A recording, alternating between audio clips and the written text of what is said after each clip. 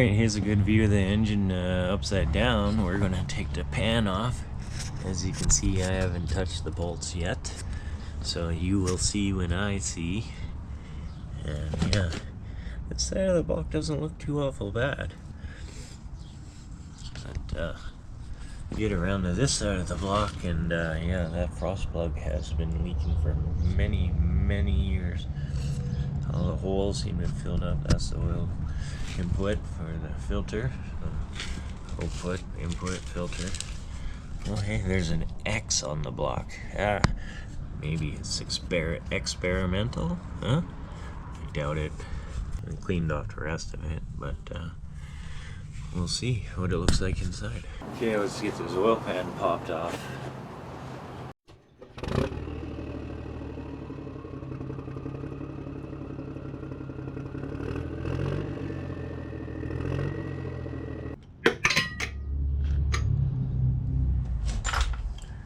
Slippery bugger.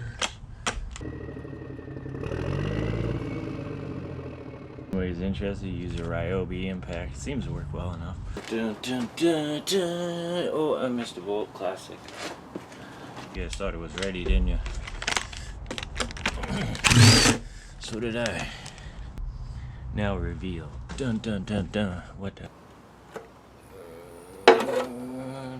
Oh. Looks kind of like an engine down here. Wow. It does not turn over, so I'm not sure how well the crank's going to come out. Yeah, these pistons are not going to move, but you know, other than the cylinder. Oh, well, we got a seriously bent con rod. There it is there, guys. This is what I firmly believe this is what what totally ultimately killed this engine. Yeah, this engine, that bent push rod we pulled out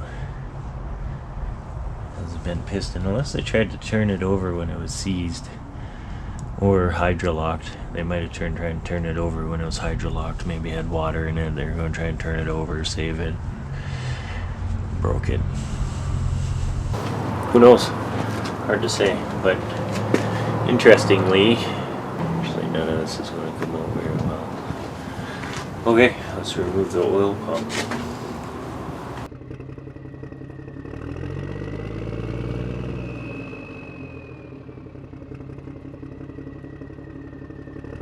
Okay, that came off. I would never use this oil pump again. Ah, damn, it's stuck. Let's start popping nuts and bolts and see what we can take apart.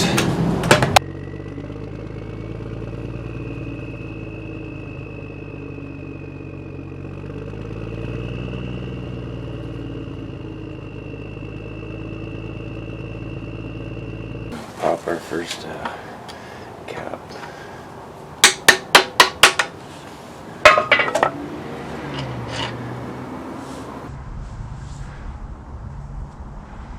You know, I'm not seeing any copper, but there is a groove down it. Hard to say. No, this block was a good block. It's got the webbing in it. See the webbing there? So, you know, this actually might have been 390 maybe? You know, I'm not sure.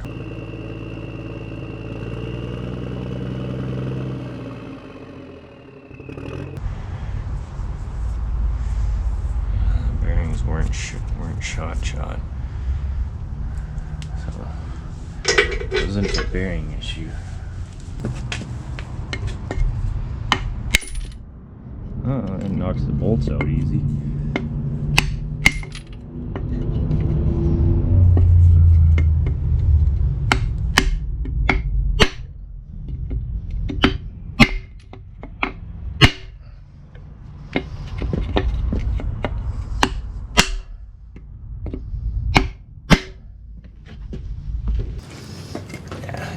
Budging. maybe the piston will pull back when I pop the crank. Let's see. I'm gonna try and get some more of these bolts off.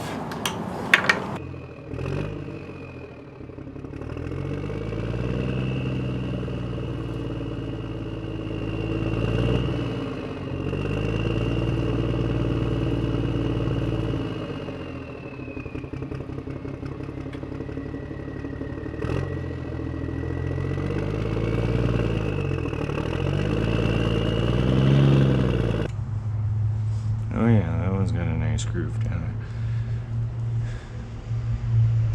See if it was overboard, or sorry, my mistake, overboard. See if the bearings are standard size or not.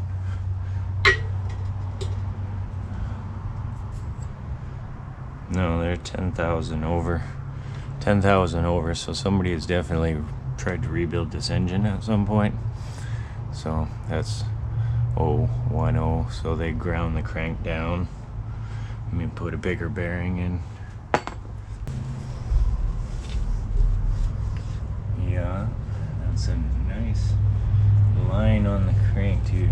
So even if the crank was harvestable, it would probably need another turning, even 10 to 20, depending on how deep those grooves are. At that point, I'm not sure if this crank is still viable. So who knows? Who knows? It's been sitting in this condition. So, oh, we got number 7 stamped on the caps, and it's in number. Oh, never mind. That's in number 7 hole. My mistake. I almost made a mistake. There's number 8. Oh, well, they stamped the cap, stamped the rods. So definitely been apart. So we found a couple things now. New stamping in the crank. So yeah, the crank says it's been ground down. 10,000.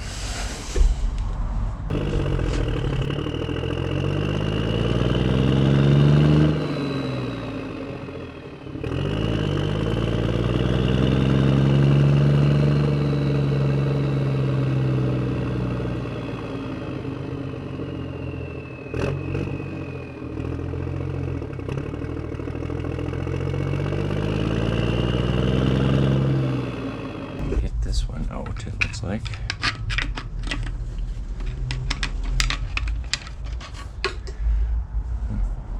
That one was down a bit, but it got really hot too. Wondering if it got primed properly when it got rebuilt to begin with. Yeah, look at that groove. Pretty good groove there.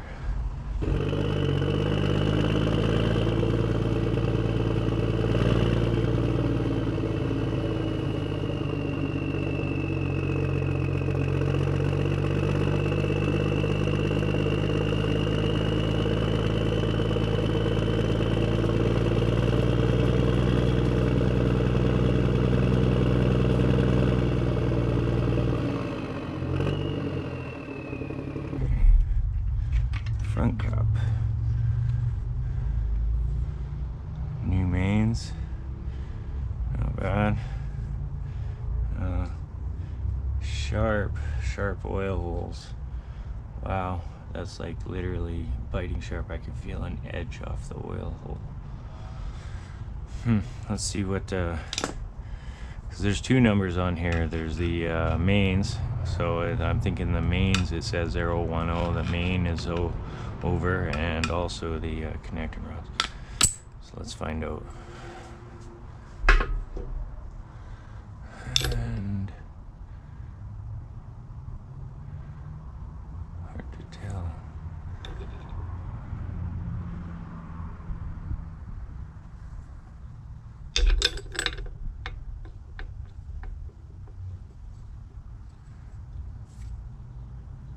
No stamping on that one. 9 to 35, 9 to 35.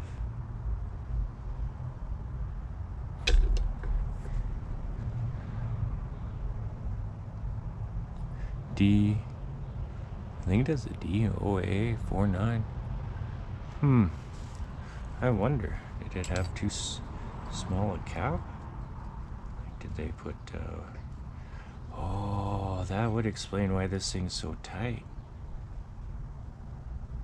No, that would give it no oil pressure.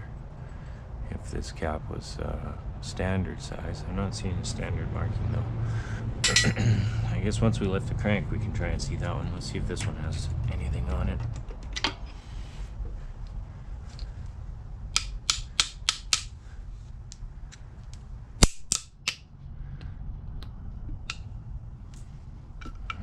Sticking there pretty good.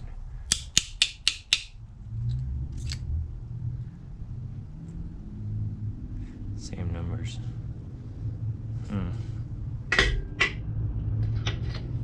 I'm going to assume that these are oversized bearings. They do look thicker than normal. Maybe there's a code number to what it means, the numbers. We'll see. Let's see if we can see anything on the other ones.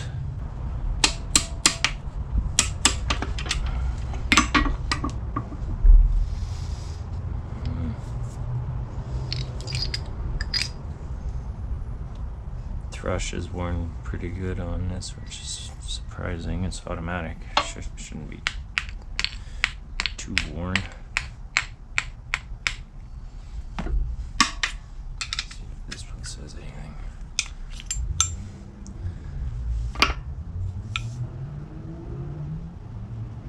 $7 to $35, $9 to $35. Could be a number code for it. I'm going to assume that they're 10th out oversized main bearings as well, which means the mains were ground down and they didn't chamfer the oil holes. Next, let's get this last couple of these out here. Let's see if we can get it the rest of the way apart. I don't even gonna bother looking.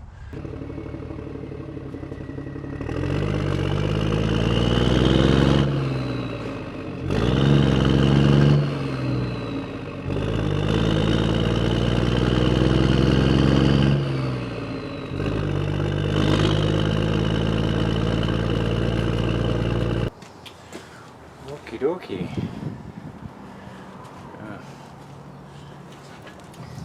It is still start pretty good. And for shits and giggles, let's see if it. Oh no, that is solid. That is very, very solid. Let's try another one of these pistons here.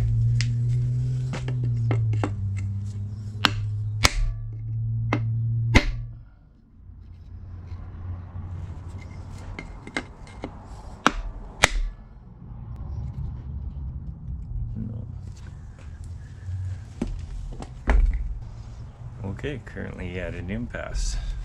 Gotta come up with some way to get the rest of these off here and get this crank out. Try and get this rod out. Little vice grips.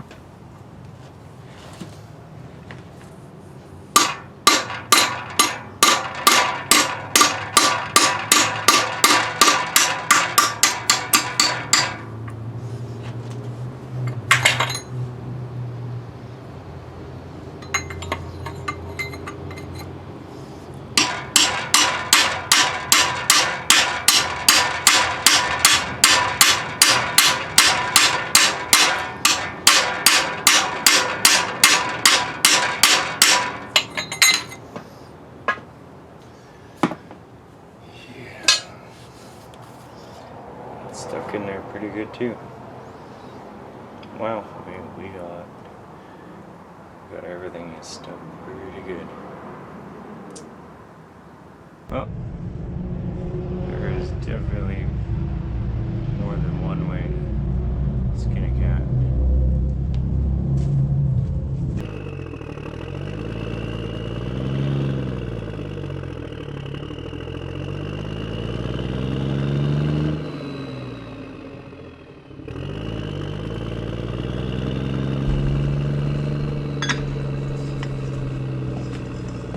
Guys, this is probably very dangerous, so don't do this at home.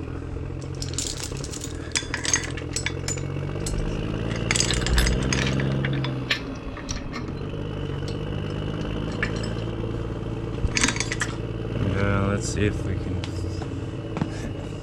jack this crank.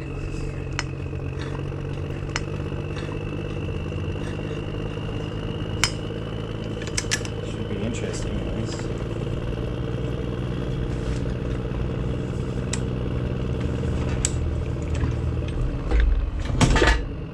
Does kind of want to tip forward.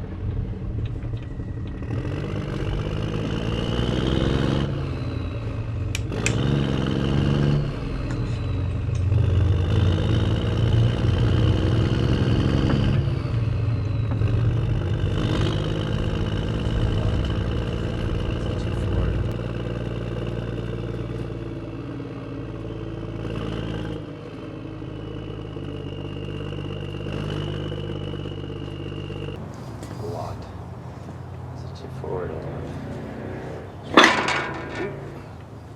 It's already shifting.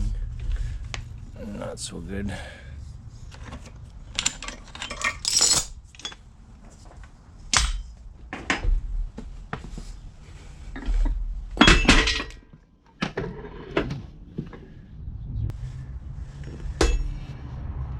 Okay.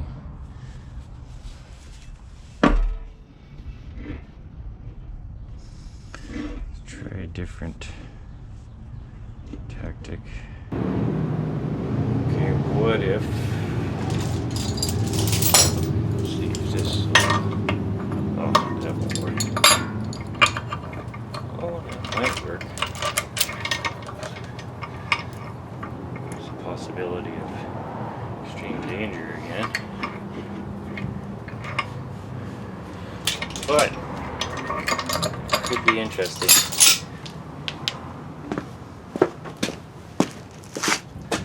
Let's do it.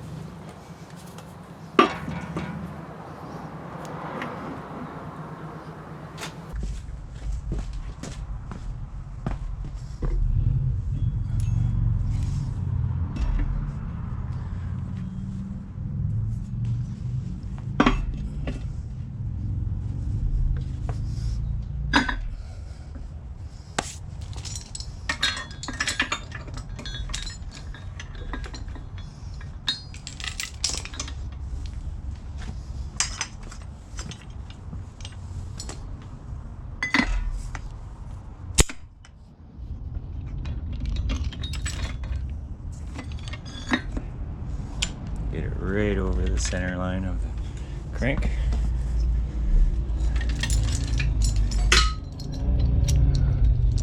Come back up. Let's get a little bit slack this time so we can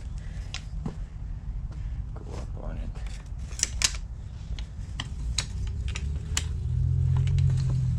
Alright, going up.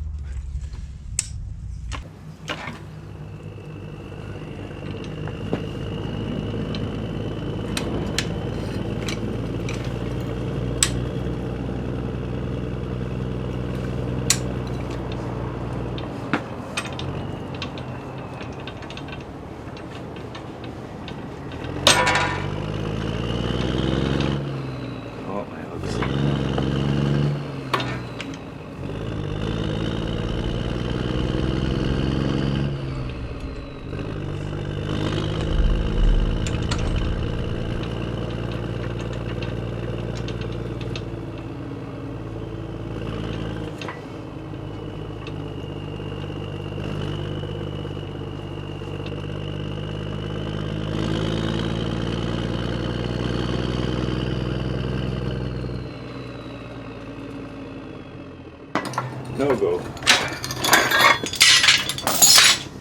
Okay, that didn't work.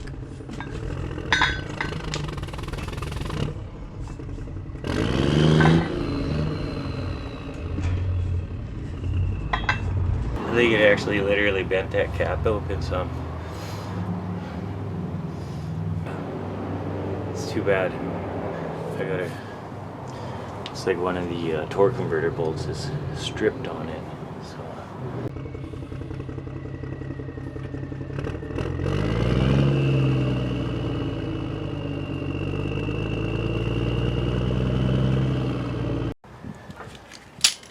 So thing keeps twisting off to the side. There's no way to hold the wrench strong enough to keep the wrench on it straight and against the block, so sometimes you have to clamp the wrench with some vice grips to stop the twist of the wrench.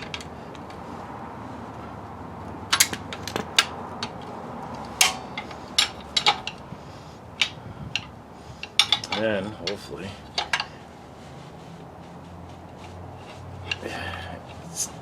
it still slips off there.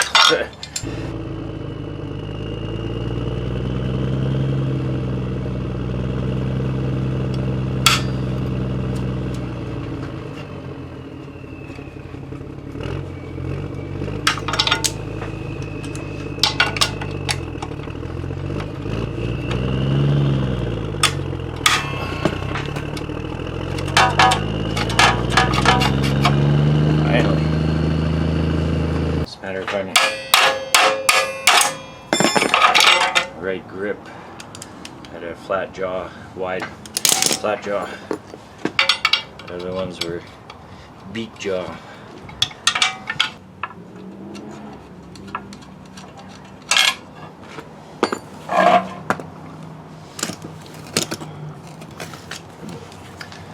Good flywheel.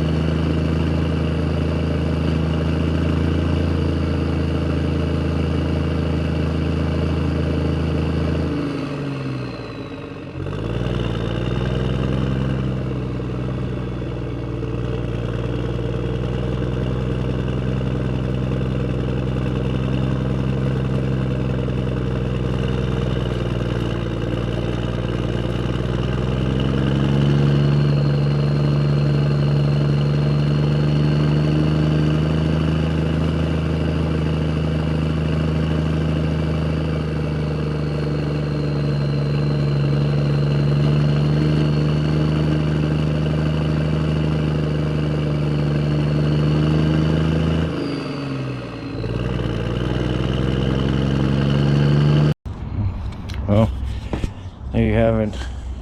You know, really there's not much more I can use off of this.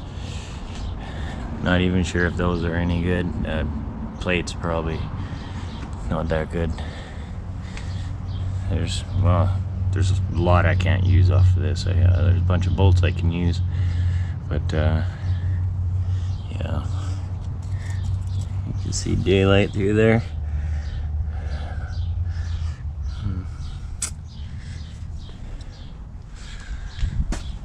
You know, I'd probably just go throw it away from this point.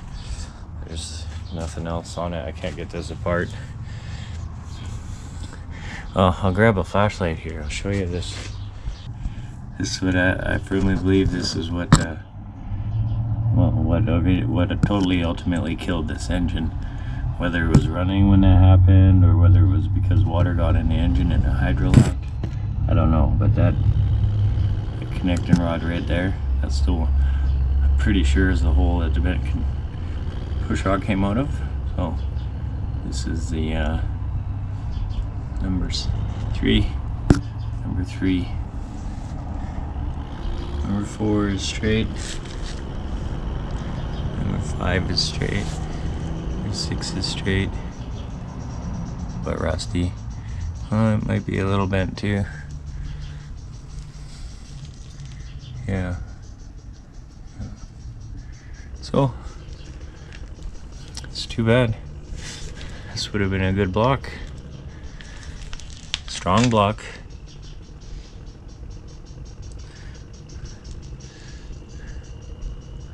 Oh well, that's a wrap. One last look at each of the pistons. That's the whole.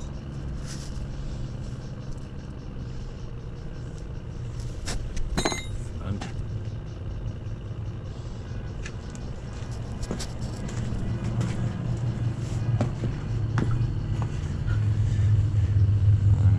And this is the piston that is bent.